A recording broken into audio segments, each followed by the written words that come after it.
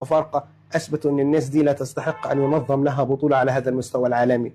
حقيقي.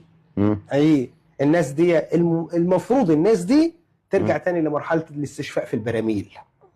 ما يتعمل لهمش فنادق خاصة، ما يتعمل لهمش ملاعب خاصة، ما يتعمل لهمش استضافة خاصة.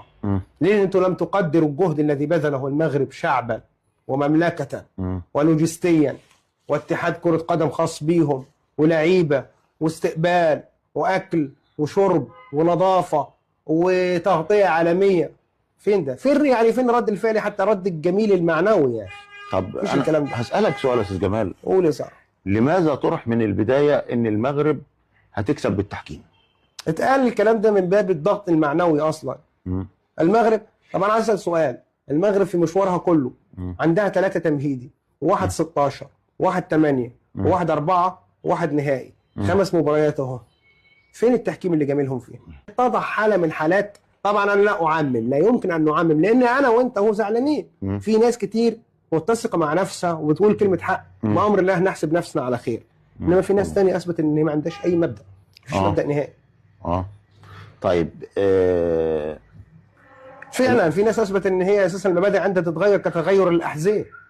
طب استاذ جمال، هل المغرب قصدت الهزيمه او ما حدش يقصد الهزيمه، بس بقدر ما ان انت ضغطت عليا اعلاميا بما فيه الكفايه، بتقول ان انا هاخدها بالتحكيم وبتقول ان انا هاخدها اساسا غصبا عن اي حد. فين الكلام ده؟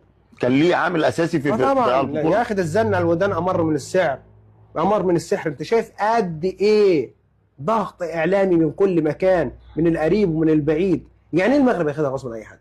هو المغرب وصل للنهائي بالبركه؟ ولا وصل للنهائي باللعب؟ وصل بالنهائي بالجهد والعرق.